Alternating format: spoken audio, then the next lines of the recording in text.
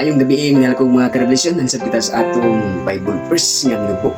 Samtang dili pa kita matulog, magtuon na kita og pulong sa Dios. Mao kini ang atong sekreto nga pakigdugtong ngadto sa ato nga buhi nga Dios. Ug ang sugo sa Dios isangyaw ang mayong balita sa tibuok nga kalibutan.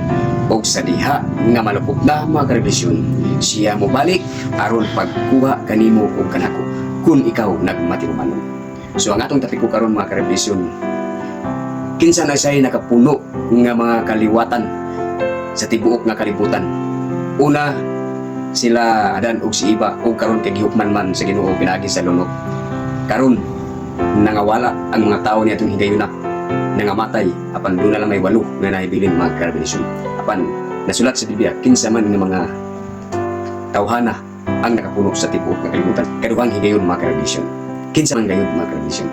So kaning atong mga parang kalibog kaniadto Adan ug Eva, gipuno nila ang kalibutan o niya gihukman sa Dios pinaagi sa tubig. Aduna na say misunod. Kinsa kini nga mga pamilya ang nakahatag og pagpuno sa tibuok nga kalibutan kaniadto og karon ni atong panahon.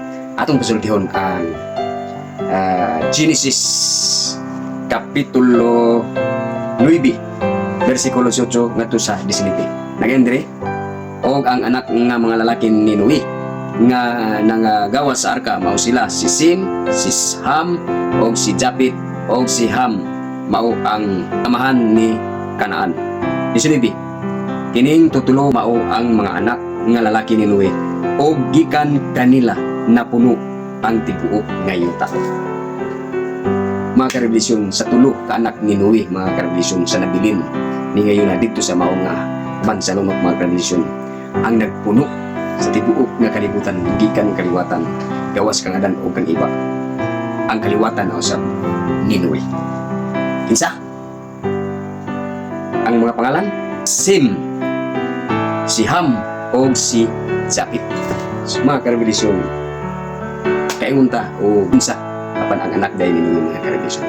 Tululan ang nakapuno o misanay sa tibuok nga kalibutan sa ikaduhang na higayon mga karelasyon. Sumuni ang atong mga pangutana nga nitubag pinagis sa Biblia. Magayong ko kaninyo ang grasya sa Ginoo, panalangin, pakigdait ug ang gugma mana kaninyo. Sa mga kausa magayong ko kaninyo, daghang salamat sa inyong pagpaminaw o God bless sa tanan.